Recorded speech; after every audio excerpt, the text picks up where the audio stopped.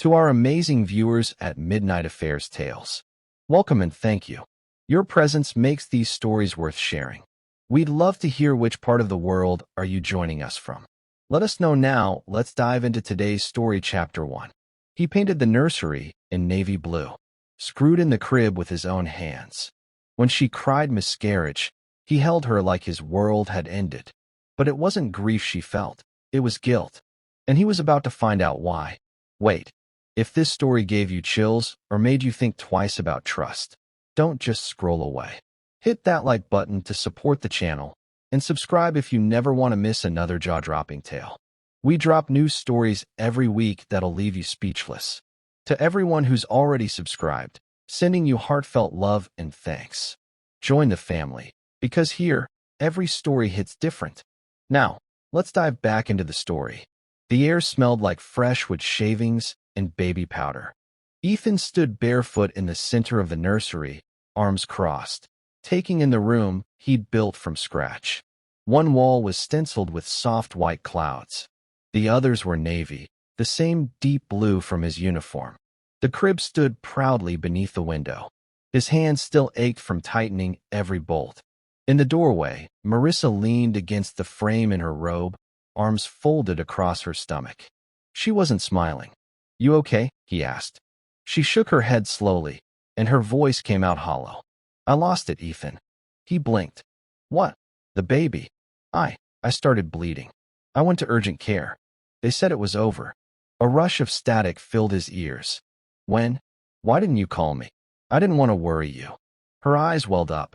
"I was scared. I didn't know what to do." Ethan dropped into the rocking chair like someone had kicked out his knees. The world tilted sideways. He had spent 2 tours under enemy fire, led Black Ops missions in desert heat. But this shattered him. He buried his face in his hands. Marissa crossed the room and wrapped her arms around him. Her voice was soft. "I'm so sorry. The funeral never came. There was no ultrasound photo, no doctor's report, no explanation beyond that single night." And Ethan, too ashamed to question his wife's grief, never pushed for more. For a week, he stayed silent, put away the baby clothes, took down the hanging mobile, folded the hope out of his life. But something didn't sit right. It started with the search history. Ethan wasn't trying to pry, just clearing the browser cache like he always did when running maintenance on their network. That's when he saw it. How to fake a miscarriage convincingly. Can you download ultrasound images, blood packs for actors? His spine stiffened. Hands hovering above the keyboard, unmoving. His breath slowed.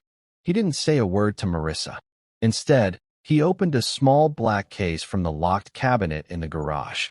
Inside, micro cameras, an encrypted hard drive, 2 signal interceptors, and a discreet pin-shaped audio recorder. The same tech he'd used overseas, now buried under years of civilian dust. He rolled out the old instincts like muscle memory. 3 days later, he installed a button cam inside the living room smoke detector, another behind a vent in the hallway, one in the master bedroom light fixture. By the end of the week, the entire house was mapped and monitored. Marissa never noticed.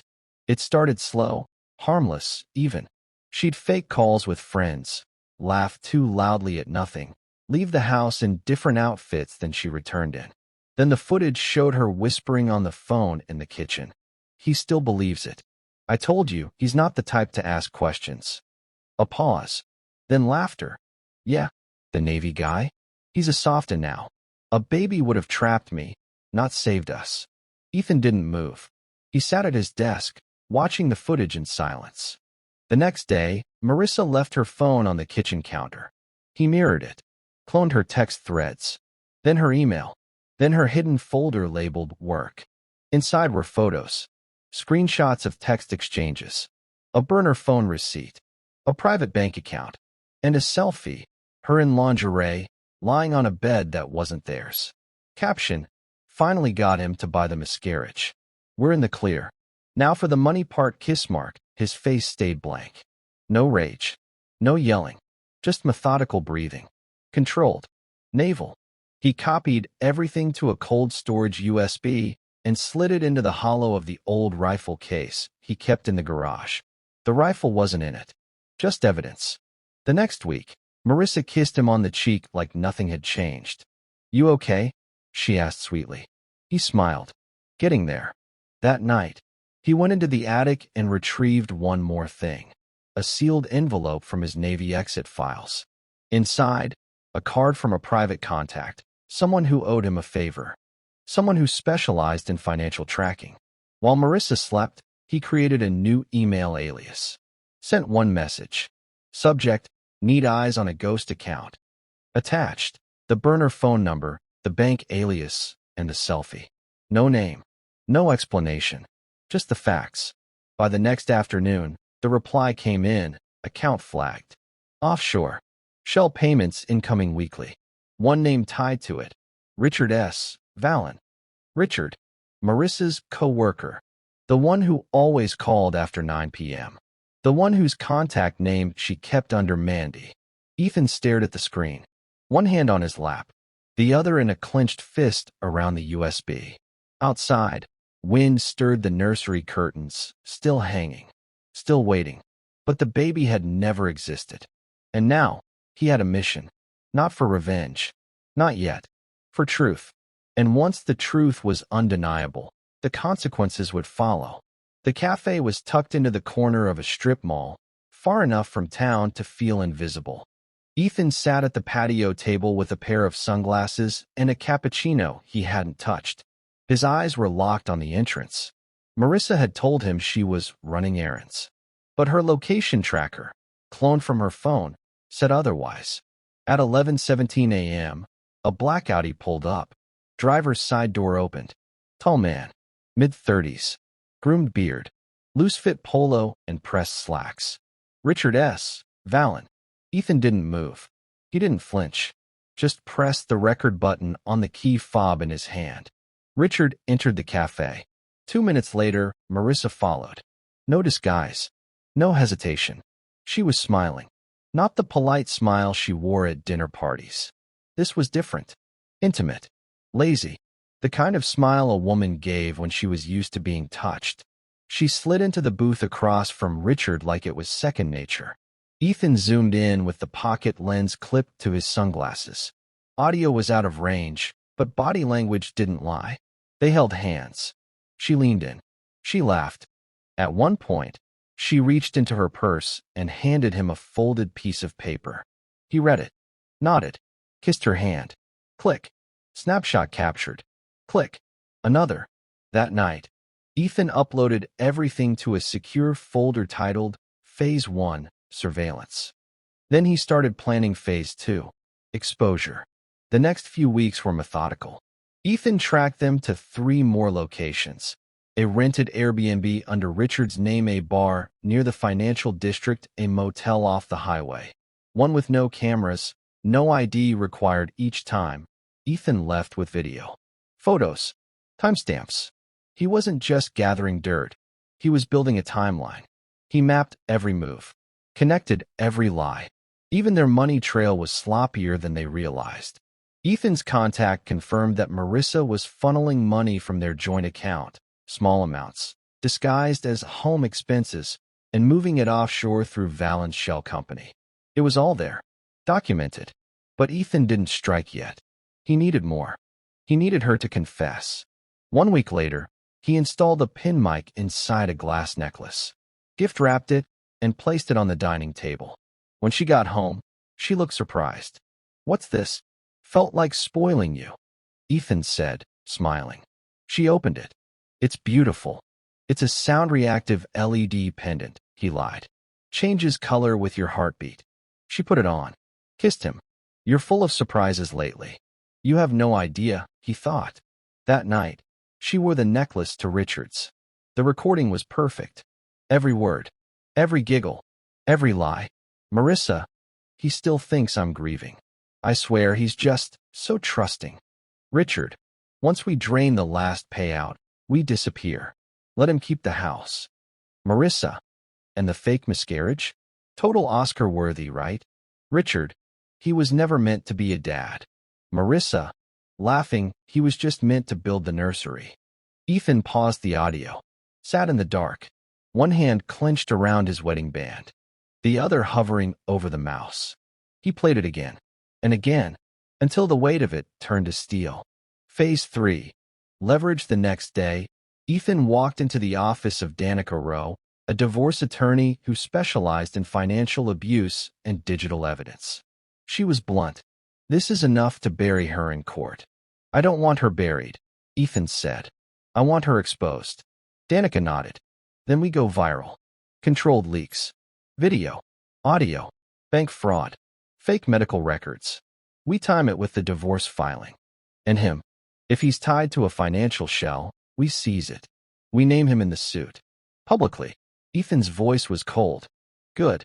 Over the next 2 weeks, Ethan collected 2 more final pieces of evidence. The fake ultrasound, traced to a stock image site. Metadata intact. The urgent care report, forged. No records existed at any nearby clinic. He also had their phone records, transaction history, surveillance logs, and live recordings. He wasn't just ready. He was locked and loaded. But he needed one last thing. He needed her to know she'd lost, without even realizing it. He invited her to dinner, made her favorite pasta, lit candles, put on soft music. Marissa smiled through the whole meal. "I missed this version of you," she said. Ethan smiled back. "Yeah, I've been reflecting a lot lately." "On what?"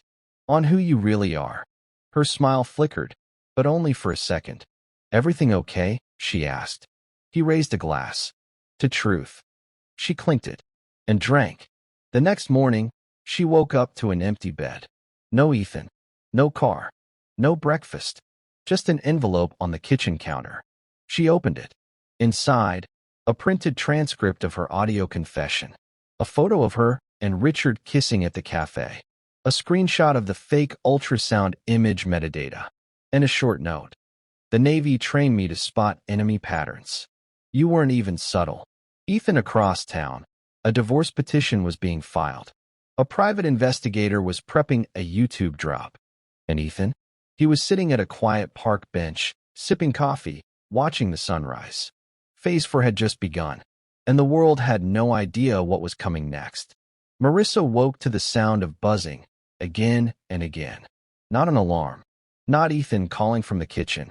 Her phone vibrated across the nightstand like it was trying to escape. Missed calls, MOM, 3. Text. Danica Rowe, ESQ, call me. Now. Urgent. She sat up, groggy. The cheap wine from last night still swam behind her eyes. The necklace Ethan gave her still hung from her neck. She smiled faintly at the memory of the quiet dinner, then froze. The envelope. The one on the counter. She stumbled into the kitchen, heart pounding. It was still there. She opened it again, her hands shaking. Photos. Screenshots. A printed transcript. "The Navy trained me to spot enemy patterns. You weren't even subtle." Ethan. Then her phone buzzed again. She opened YouTube and saw the video. Title. Exposed. Wife fakes miscarriage, steals money, cheats on ex-Navy husband, views, 482,000. Time posted, 6 hours ago. She tapped it. Her own voice played. "He was just meant to build the nursery." Laughter. "He still thinks I'm grieving." Another voice. "We drain the last payout, then disappear." It hit her like a slap. She dropped the phone. It clattered against the hardwood floor. Outside, a camera flash went off. Another. Someone was snapping photos through the kitchen window. She jerked the blinds shut and backed away like a hunted animal. The comments were already flooding in. "This woman is pure evil. She deserves jail. Protect Ethan at all costs." 12 hours earlier, at a secure digital PR firm 2 cities away, Ethan stood over a tech's shoulder. The young man scrolled through edits, adjusting subtitles. "You sure you want this out there, man? It's brutal." Ethan nodded once. "Upload. Time it for max exposure." The tech hit send. By dawn, it was trending in 3 countries. Later that morning, Marissa's mother left 4 voicemails, each more panicked than the last. "What did you do, Marissa? This is all over the news. You lied to us. You faked a pregnancy. Don't come home. Your father's furious." Marissa curled on the couch, the blanket clutched around her like armor. She tried calling Richard. Voicemail. She tried again. Nothing. Then a text popped up. Richard, we're done. Don't contact me. This is spiraling. She called. Blocked. She screamed into a pillow and threw the phone. Ethan had predicted it all. And this was only the beginning. At Ethan's safe house, a minimal one-bedroom rental under a cousin's name, he calmly reviewed the footage. Phase 1, exposure. Complete. Phase 2, legal strike. Underway. His lawyer, Danica Rowe, had just confirmed it. The divorce papers were processed. The civil fraud filing was in motion. The financial clawback of the offshore account had been approved pending federal notice. And Richard? Gone. Fled the state, drained his account, and ditched his phone. But Ethan didn't care. Richard was noise. Marissa was the core. Ethan flipped open an old envelope from his Navy discharge file. Inside was something he hadn't looked at in years, a letter of commendation for tactical decision-making under duress. He smiled faintly. Back then, his enemies were uniforms. Now they wore perfume. Flashback. 5 years earlier, a beach bar in Coronado. Sunset. Marissa, in that white sundress, laughing over a cheap margarita. Ethan, freshly discharged, still walking like he had orders in his pocket. She had said, I'm done with games. I want something real. And he believed her. He remembered how she touched the dog tags around his neck. How she kissed him like he was safety itself. It was all a mirage.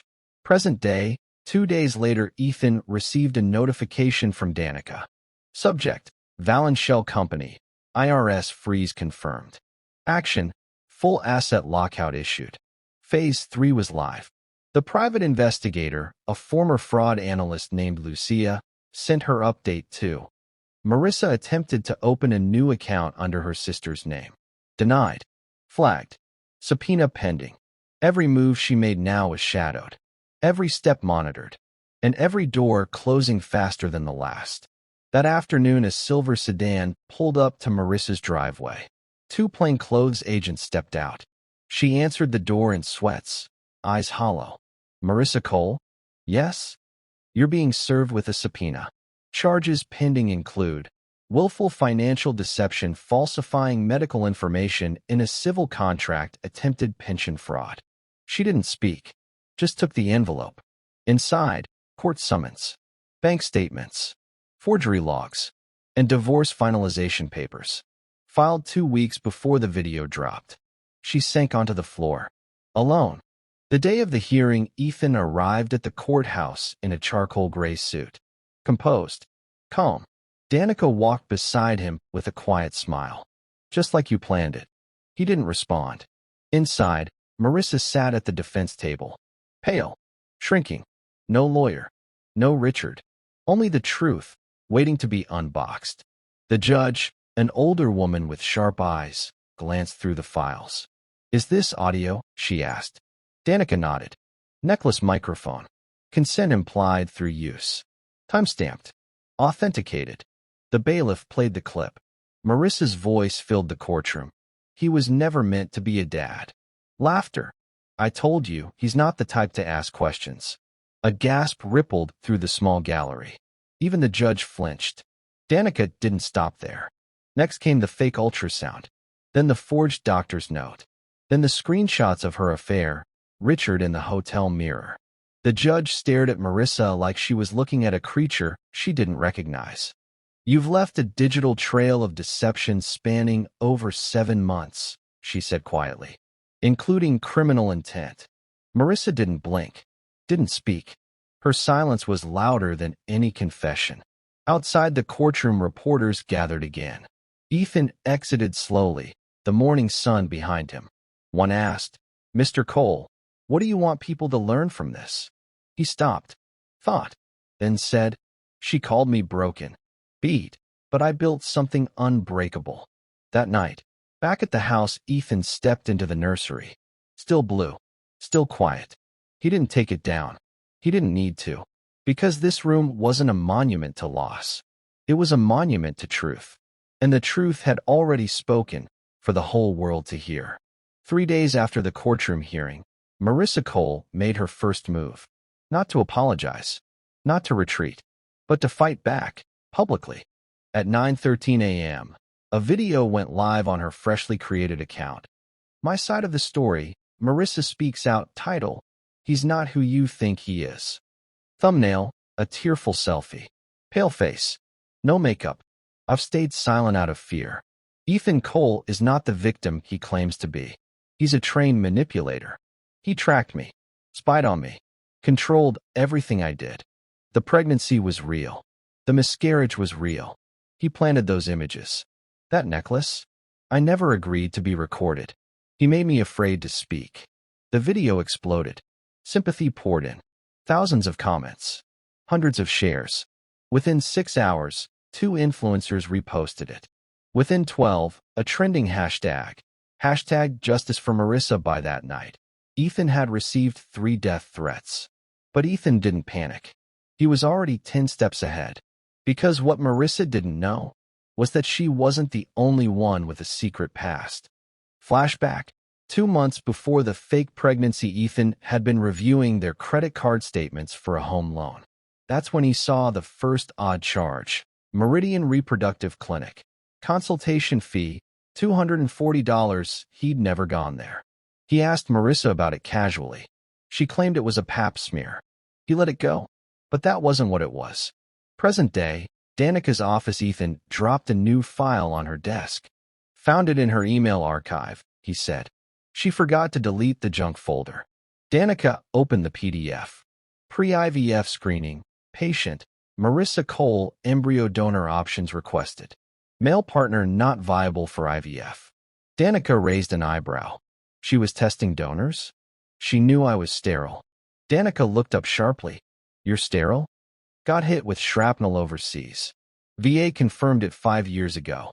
You ever tell her? No. I wanted to try. She never asked. Danica leaned back in her chair. That's your checkmate. Back online, Marissa's video passed 1 million views. She booked an appearance with a local podcast. She claimed Ethan had threatened her. She cried on camera. She wore the same damn necklace. But Ethan had already flipped the game board. He reached out to an old friend, Dr. Marcus Weller, a fertility specialist, former Navy medic, now head of the Meridian Clinic. Dr. Weller agreed to testify. Voluntarily. She came in under a fake name. But her payment card matched. She requested anonymous embryo data. Asked if she could fake a conception date retroactively. It was documented. Recorded. Time-stamped. That interview, on camera, was scheduled for the following week. But Ethan had something stronger than any interview. A ghost from Marissa's own closet. Flashback. 1 year before the marriage, a friend named Jenna, Marissa's former roommate. They were close. Until they weren't. Marissa said Jenna was toxic, jealous, a user. But Ethan remembered something. The way Jenna had looked at him once. Like she wanted to speak, but couldn't. Present day, upstate New York. Ethan found her on Instagram. Reached out through a private investigator's email. 2 days later, she responded. I've been waiting for someone to ask. Let's talk. Jenna met Ethan at a diner off Route 17. She looked older. Tired. But sharp. I thought I was crazy, she said, stirring her coffee. But seeing your video? It confirmed everything. Ethan leaned forward. What do you mean? She did the same thing to someone else. In college. Faked a pregnancy. Said she miscarried. He sent her money for a year. Ethan's stomach turned. She's done this before? Twice, that I know of. Maybe more. She bragged about it. Said, guys see a pregnancy and turn into ATM machines. Her words. Ethan's hand tightened on the table. Jenna slid over a printed screenshot. An old group message. Marissa had typed. Fake belly plus doctor friend equals emotional paycheck. Date. 2014. He had her. Not just on betrayal, but on pattern. Predation. Strategy. Repeat abuse. And now he could prove it. Meanwhile, Marissa's podcast dropped. She spoke with shaking hands.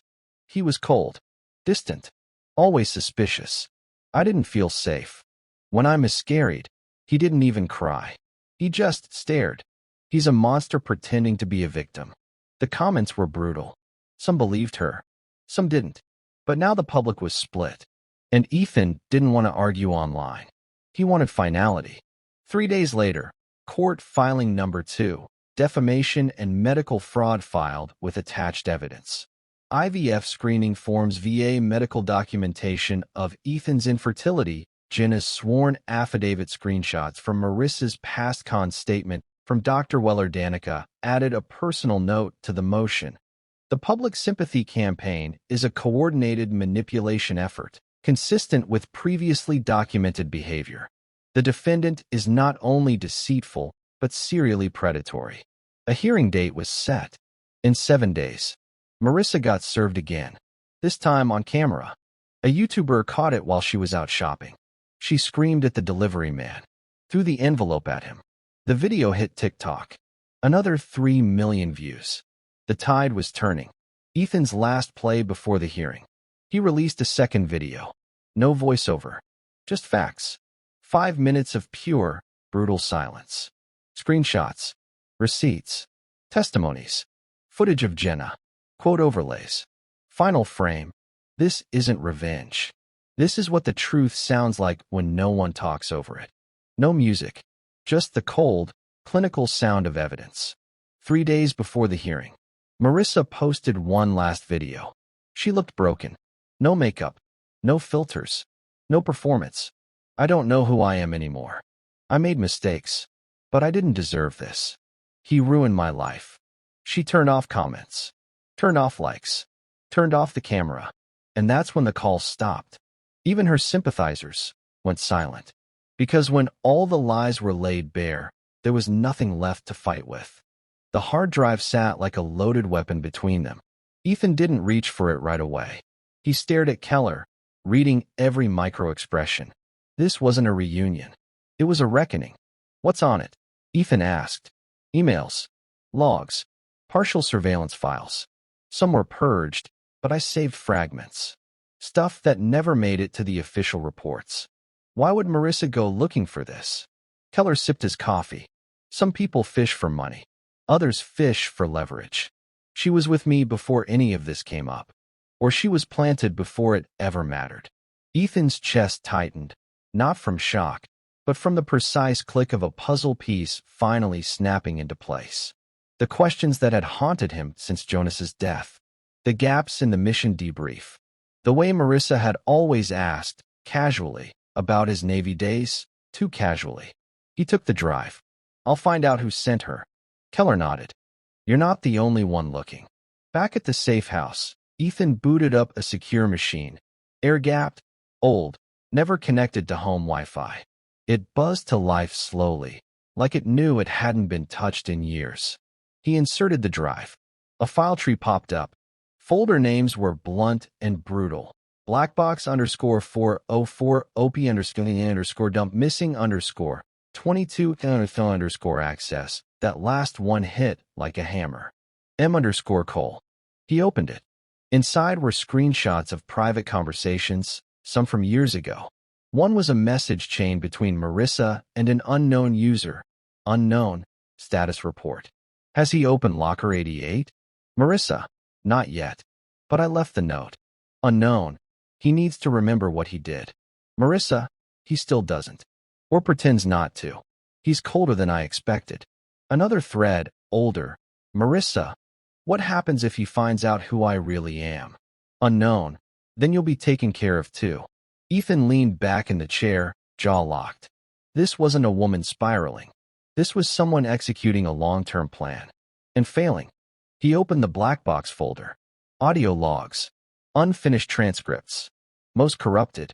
But one file still played. Jonas Black. 2 weeks before Kia Kaizen's dirty. We were sent in with false intel. This wasn't recon, it was cleanup. I think they're tying up loose ends. If you find this, Ethan, don't trust anyone in command. Especially whoever they assign to debrief you. His voice crackled. Get out. Go quiet. And don't ever open Locker 88 again. Ethan's pulse thudded like a drum inside his ears. Marissa had opened it. But why? And why now? He closed the laptop and stood. Pacing. Thinking. Was it coincidence? No, too precise. She hadn't just faked a miscarriage. She'd tried to detonate his entire past. The next morning, Ethan drove 2 hours to a remote ranch-style home on a wooded back road, owned by Jonas Black's sister, Claire. He hadn't spoken to her in over 5 years. She opened the door with eyes wide, suspicious. Grief never quite left her face. "Ethan," he nodded. "Can I come in?" She let him. They sat across from each other in a quiet, sunlit kitchen. "I thought you disappeared," she said. "I tried." She glanced at the duffel bag in his hand. "What's this?" "Jonas's last messages. From a source inside." She hesitated, then opened it. "Read in silence." Then, so they lied. They didn't just lie. They covered it, erased it, and they used someone to get to me. She looked up. "Your wife." She had access. She had knowledge no civilian should have. Claire shook her head slowly. "Jonas always said you'd get the truth someday. I didn't think it would come like this." Ethan didn't blink. "I need one more thing." She led him to a filing cabinet in the basement, pulled out a sealed envelope. Jonas's handwriting, addressed to Ethan. "If you're reading this, it means I didn't make it. Trust your gut, not your orders. And if anyone comes asking about Operation Kaizen, they're not there to help you. Protect what matters, even if it means burning everything else down." Ethan closed the envelope, took a deep breath. "Thank you," he said. Claire gripped his arm. "Finish it." By the time he returned to the safe house, Danica was waiting. She was pale. "I just got an email," she said. "Marissa's going on national TV. Tomorrow morning. Full interview. Prime slot." "What network?" "GBC. Morning Syndicate. 12 million viewers." Ethan's jaw clenched. "She's trying to flip the country." "No," Danica said. "She's trying to trigger you." He stared at her. "She's not scared of being exposed anymore," Danica continued. "She's scared of what you might remember. And she's betting this will make you do something stupid. Then we don't give her a reaction." Danica reached into her bag. "I pulled this just in case." It was a non-disclosure waiver, signed by Marissa 3 years ago during a podcast deal that never aired. In it, she authorized personal story distribution in exchange for a media cut. If she speaks publicly about any part of your marriage, you can counter-broadcast every detail she gave permission for, including recorded clips, texts, and financial records. Ethan took it, nodded, let her speak. The next morning, the country tuned in. Marissa sat in a cream blouse, hair neatly curled, a tissue in her lap. "I was lost," she said.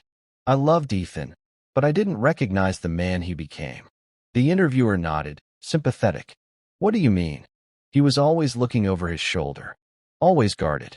There were parts of his past I never understood, files I wasn't allowed to see, conversations he'd end the moment I walked in."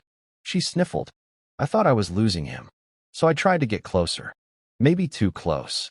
"And the miscarriage?" I don't want to talk about that anymore." The segment ended with a slow piano cue. She looked like the victim again. But this time, the camera wasn't the only one watching. 30 minutes later, Ethan uploaded the final clip. No music, just 5 minutes of Marissa from 6 months prior. At a wine bar, laughing with Richard. He's ex-Navy, trained to spot patterns. He'll never see me coming. The miscarriage? It's all fake. We use the trauma, play it soft, pull the heartstrings. Then exit stage left. I'm gonna walk away with the house. Watch. Fade to black. Then a single sentence on screen. Some people fake pain. Others fight to survive it. In 24 hours, it hit 5 million views. In 48, GBC aired a correctional segment. Marissa's interview was pulled. Ethan didn't celebrate. He packed his bag and drove north. His final destination was a veterans archive in Buffalo. There, he accessed a sealed record, one Keller tipped him off to. Inside were 2 names, Jonas Black and Marissa Lynette Cole. Except that wasn't her name back then. It was Marissa Lang, a civilian intelligence intern, attached to the same division that handled Operation Kaizen's psychological profiles. She'd been part of the cleanup team. 2 years before she met Ethan, she'd been assigned to monitor discharged personnel for destabilization risk. He'd been her assignment. And somewhere along the way, she'd decided to turn it into profit. Ethan stepped outside, eyes narrowed. The betrayal was bigger than he imagined. This wasn't just revenge anymore. It was war, and he'd just declared it. Ethan stared at the photograph in silence. It was worn, the edges torn, like it had passed through too many hands. But the ink was fresh. One left to bury. Danica stepped away from the table, pulled the blinds shut, checked the hallway. "Whoever sent this knows where you are," she said. Ethan nodded, calm, but not relaxed. "Where's the flash drive?" She handed it to him. It was taped to the back. Ethan slotted it into a secure tablet. Inside was a single video file, timestamped just 6 hours earlier. The feed opened with Marissa, alive, alert, hair tied back tight. She sat in front of a dark wood wall, no makeup, no performance. "This is the last message I'll send," she said. "The game's changed. You didn't just drag me into the light. You burned down the whole network. They're not going to forgive that, Ethan." She leaned in closer. "You think this was personal? You were never the target. Jonas was. And the day he gave you that final envelope, he made you one too. Now they're coming for both of us. I'm running. Don't try to follow." She paused, smiled dead-eyed. "But I'll see you again before this ends." The video cut to black.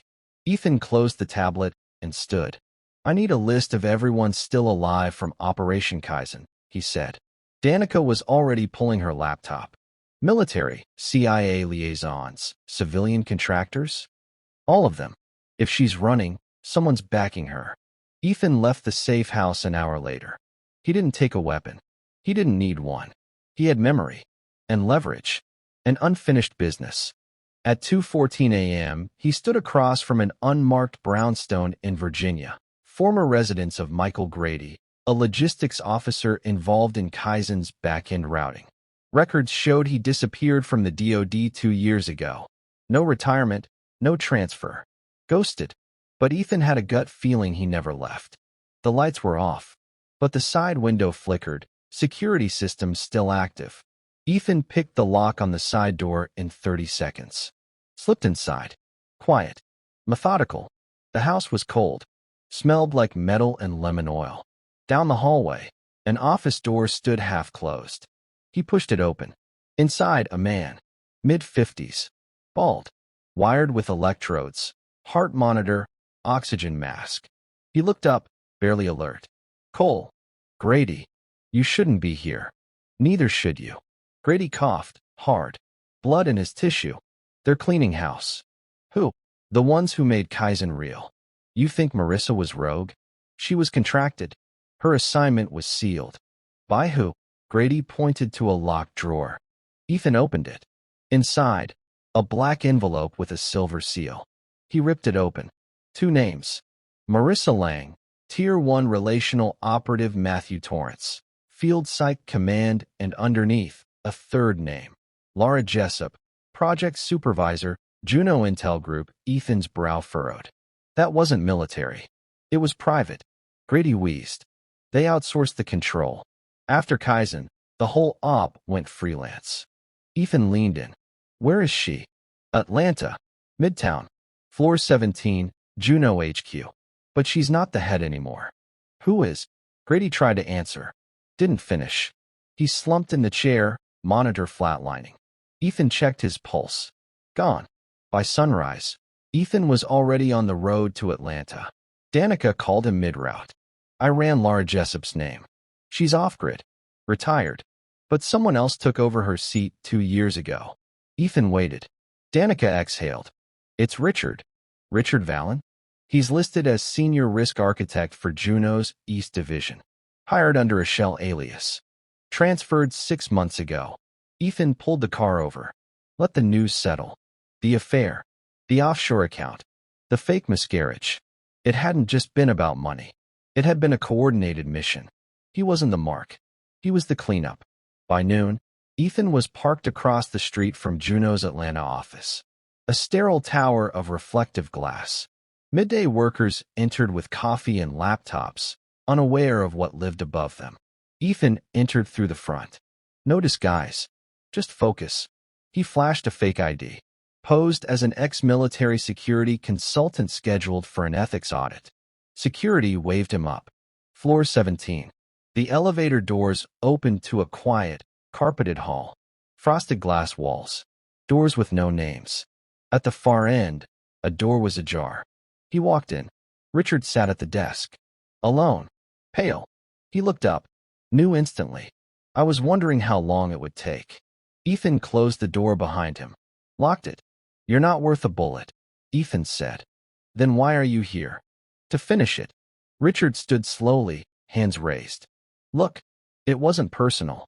We were tracking veterans with active intel risk. Jonas had access to files no one could find. You were his shadow. You were just adjacent. And Marissa? Richard's smile twisted. She played her part. Until she stopped listening. Ethan stepped forward. Richard flinched. Juno's collapsing, he said quickly. The exposé hit harder than you think. People are leaving. Audits are incoming. You've won. I haven't even started. Ethan walked over to the desk. Opened the top drawer. Pulled out a hard drive. What's this? Richard hesitated. Her final brief. The full scope. Everything she collected. Ethan looked him dead in the eye. If I find one lie in this, I come back. Richard didn't argue. Ethan turned. Left. Didn't look back. Back at the safe house, he connected the drive. Inside were hundreds of files. Audio logs. Video calls. PDFs. Notes. Even therapy transcripts. It was all there. Marissa's mission log. Start date. 6 weeks before she met Ethan. First directive, emotional mapping. Second, cohabitation with observed target. Final, emotional dismantling and extraction. It felt clinical. Cold. She had mapped his triggers. His habits. His guilt.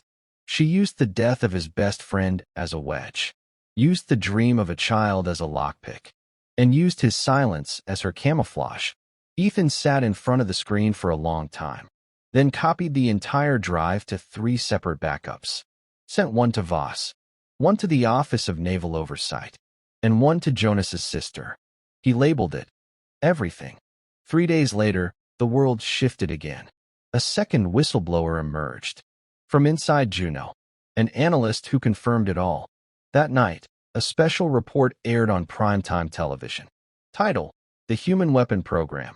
How Emotional Warfare Targeted U.S. Veterans. Footage. Interviews. Documents. Testimonies. Ethan didn't appear. But his story pulsed beneath every frame. And in the final minute, the anchor read a quote from an anonymous source. Some wounds don't bleed. They wait. They sleep. Until someone dares to stitch them closed. With truth.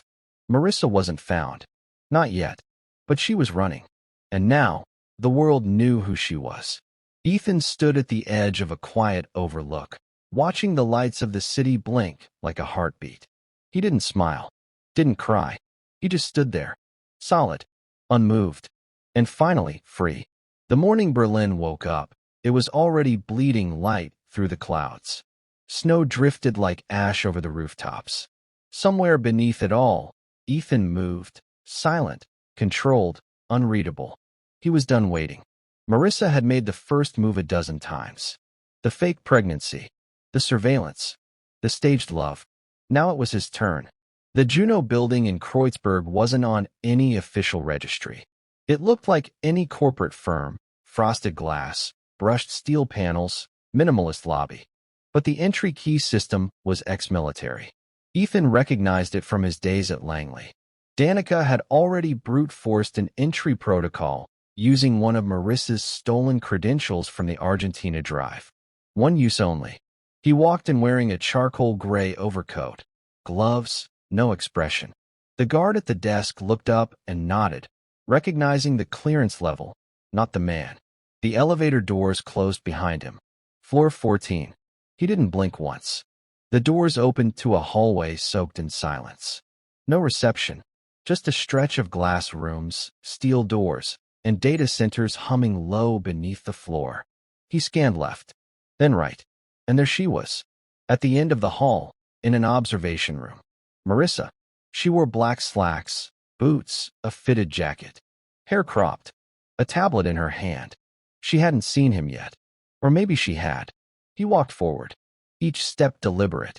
With every inch, memories surged. Her laugh, the crib they never used, the knife she twisted with every calculated kiss. She turned, saw him, didn't flinch. "You found me," she said, calm as ice. "You were never hiding," he replied. A beat passed.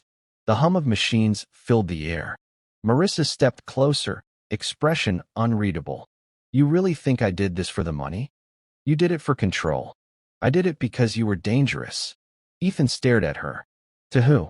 She looked down. "To yourself. To what they feared you might expose."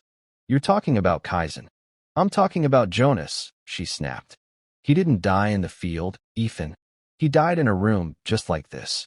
Alone. Forgotten. Because he found something they never wanted out. And you helped them. I didn't kill him. But you kept me from asking why." Silence.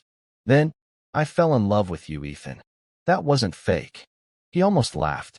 "You built a whole life out of lies. You faked a child. You drugged me. You stole half my savings.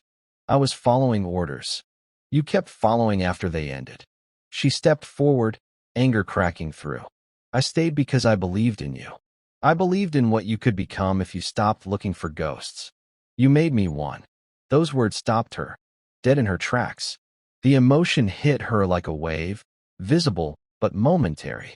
She looked down, then back up. "You came here to kill me?" "No," he said. "I came to end you." She reached for her side. Quick, practiced. But Ethan was faster. His boot struck her in the knee. She dropped hard, tablet skidding across the floor. Her fingers barely grazed the hilt of a compact blade before he crushed it underfoot. She rolled to dodge, fast, landing in a defensive crouch. They circled each other, years of training converging in a blur. She lunged. He caught her wrist. Twisted. She grunted, low, primal. Then his elbow caught her shoulder. She hit the wall. Hard. Fell. Scrambled. Blood at the corner of her lip.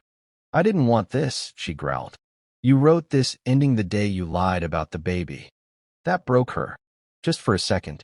Her face cracked, not from pain, but memory. "You were going to be a great father," she whispered. "No," Ethan said. "I was going to be a great man." He stepped forward and pressed the flash drive into her hand. All the files. All the names. All the evidence. She blinked. "Why give me this?" "Because I'm done fighting you in the shadows." He backed away. "I want the world to know exactly who you are." And then he left. Walked out without another word.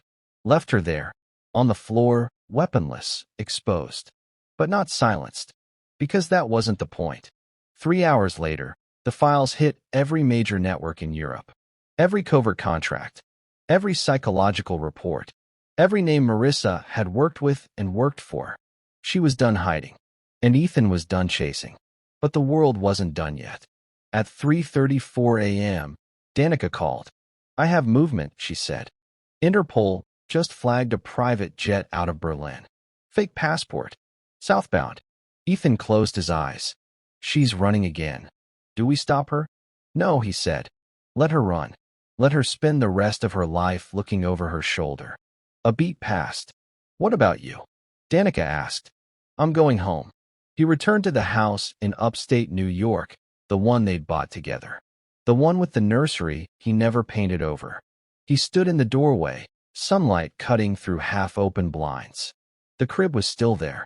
So were the stars on the ceiling. But now, they felt like something else. Not betrayal. Not grief. Just proof he had once loved something real, even if it had never existed. He didn't cry. He didn't scream. He sat in the rocking chair. And for the first time in years, he closed his eyes. And slept. The storm wasn't over. The world thought it was. The files were out. The names were named. Marissa had vanished. Juno was collapsing under international pressure, and media coverage had spun Ethan into a reluctant hero. But he knew better. Real endings didn't come with applause. They came in silence. In waiting. In the breath between battles. It was quiet in upstate New York. Snow blanketed the rooftops, softened the streets. Ethan's house, The same one they had once pretended was a home was still standing, still blue, still haunted, but it didn't own him anymore. The nursery door stayed open now, not as a monument, not as a wound, just open. On the table beside his bed, Jonas's letter remained unfolded. The last lines always stopped Ethan cold. Don't let them write our ending. If they erase me, make sure they remember why. Ethan had done that. Publicly. Completely. But something still didn't add up. Why now? Why activate Marissa again? Why let Ethan live? Danica's call came in at 2:17 a.m. He answered before the second ring. They're coming for you, she said. Federal subpoenas. 2 agents. Friendly tone, but not optional. Ethan sat up. Charges. No. Questions. Political pressure. Damage control. You embarrassed people in expensive suits. That always comes with strings. When? 6 hours. He hung up. Stood. Washed his face. Packed a single duffel bag. Not because he was running. Because he was ready. The agents arrived in a silver SUV. Dressed like consultants. Clean suits. Stern smiles. They didn't cuff him. They didn't have to. This wasn't an arrest. It was a chess move. The room they brought him to wasn't an interrogation cell. It was colder. Sterile. Fluorescent lights. No clock. Just a table and a single camera pointed at his face. One of the men placed a folder on the table. Ethan Cole, we're not here to reopen wounds, he said. Ethan didn't respond. The second man leaned forward. You've caused waves. You've shaken faith in our institutions. And you've made some enemies. Still, Ethan said nothing. You've got fans too, the first man added. But fans don't fund covert cleanups. Directors do. He opened the folder. Inside, a single photo. Marissa, wearing a hijab, sunglasses. Istanbul. 2 days ago. She's still active, the man said. And someone's still protecting her. That got Ethan's attention. We thought you'd like a deal. What kind? You testify. Publicly. Before Congress. We prep your speech. You control the narrative. You become the hero. And in exchange, we let you walk. And her. The man smiled. She's not our problem anymore. Ethan stared at the photo. Then stood. You want a speech? He asked. We'll write it for you. No, Ethan said. You won't. 1 week later, the Capitol was filled. News cameras. Senate aides. Journalists in every aisle. Ethan stood at the podium. No suit. No teleprompter. No script. Just truth. When I served, I thought I understood the word enemy. His voice carried like a slow hammer. I thought it was something you could shoot. Something you could bury. I was wrong. He looked at the committee. My best friend died in a lie. His death was filed away as collateral. My marriage was a mission. My wife was an operative. And when I fought back, I wasn't praised. I was investigated. Flashbulbs popped. You want a villain? He said, voice rising. Then look at the signatures on the contracts that gave people like Laura Jessup control over soldiers' hearts. Look at the silence after Jonas died. Look at the funding trails that turned grief into currency. Murmurs spread across the chamber. I didn't survive because I was trained to. I survived because I refused to let my story be edited. And then he ended it. You can clean up the systems. But don't you dare sanitize the scars. He walked off stage. Left the building before the applause started. 3 days later, the first arrests were made. Laura Jessup was found unconscious in her estate. Empty pill bottle. Failed suicide. She survived. Federal custody. Pleading silence. The networks didn't bother digging into her past.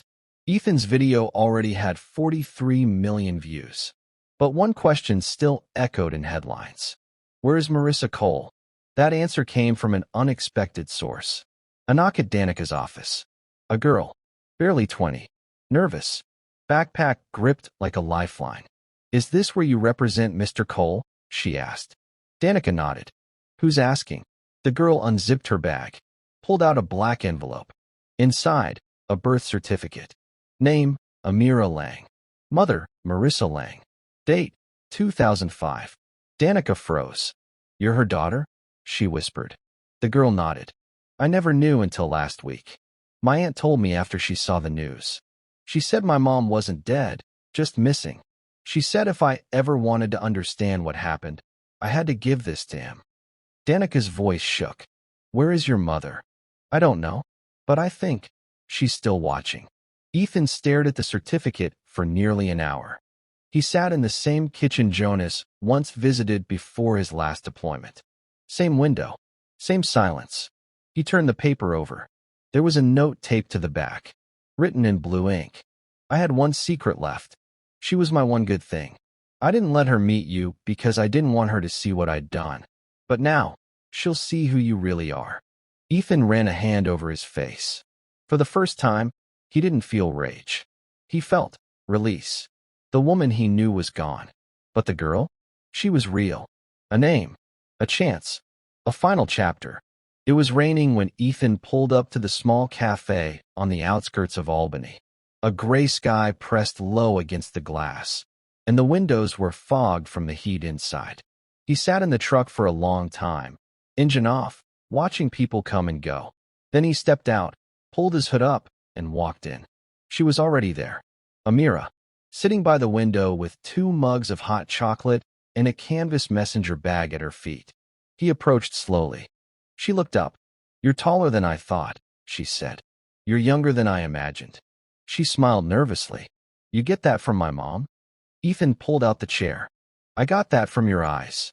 They sat for a moment without speaking, just breathing in the weight of what neither of them had asked for. I read everything, she said quietly. All the articles. All the files. It's a lot. He nodded once. I didn't come to ask for anything, she added quickly. I just wanted to know if you were real. Ethan looked out the window. The rain made everything feel distant, like the world was behind glass. I'm real, he said, but I'm not perfect. She pulled something from her bag. A small photo. Marissa, smiling, holding a toddler. I don't remember her much, Amira said.